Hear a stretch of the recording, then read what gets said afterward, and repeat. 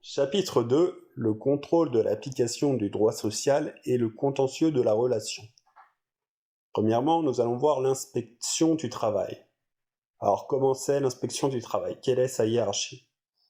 Nous avons l'inspecteur du travail, qui est sous l'autorité des DRETS, anciennement directs, et ces mêmes DRETS sont sous l'autorité du préfet de région.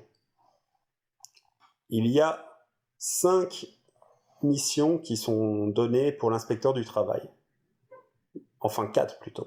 Il y a le contrôle de l'application du droit du travail, classique.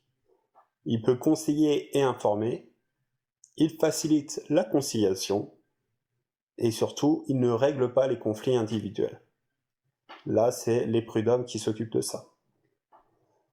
Il a plusieurs moyens d'action, il y en a 6. Il peut venir sans prévenir, pénétrer sans autorisation, il peut mener des enquêtes, contrôler les identités, faire appel à des organismes agréés et faire des prélèvements.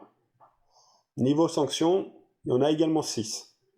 Il y a la simple observation, il y a la mise en demeure, le procès verbal, il peut saisir le juge des référés, il peut prendre une décision d'arrêt, et il peut mettre en place des amendes administratives.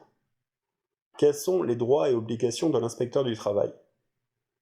Il a déjà l'indépendance d'appréciation, il est protégé contre les outrages et les violences, mais en tout cas, son obligation, c'est être intègre et impartial.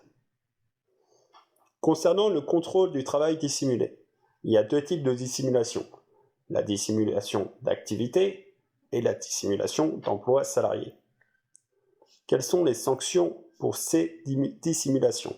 Alors au niveau pénal, ça peut être 3 ans d'emprisonnement et 45 000 € d'amende. Il y a bien sûr les sanctions civiles et il y a des sanctions administratives. Administratives, c'est-à-dire que la personne ou l'entreprise ne reçoit plus d'aide. Concernant le conseil de prud'homme, il a été fait en 1806 sous Napoléon. Et pour être un conseiller prud'hommaux, il y a plusieurs critères à respecter. Déjà, il faut savoir que conseiller prud'hommaux, ce sont des mandats de 4 ans. Il faut avoir la nationalité française, avoir minimum 21 ans, n'avoir aucune interdiction ni aucune condamnation qui peut nuire et qui peut du coup ne pas être effectuée pour être conseiller. Il faut avoir travaillé au moins 2 ans sur les 10 dernières années en tant que professionnel. On peut être inscrit à une seule liste et il y a des formations à effectuer, en sachant que la formation initiale est obligatoire et après il y a la formation continue, qui est considérée comme du temps effectif quand tu travailles. Quelles sont les compétences des prud'hommes?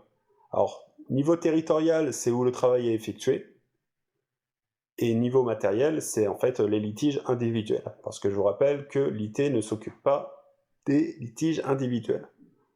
Lorsqu'un litige est supérieur à 5 000 €, c'est possible de faire appel, et en sachant que quand on fait appel, c'est obligatoirement représenté via un avocat ou un délégué syndical. Maintenant, nous allons parler des MARD individuels du travail, les MARD. Il y en a 3 types. Il y a la médiation conventionnelle, qui est obligatoire avant les prud'hommes.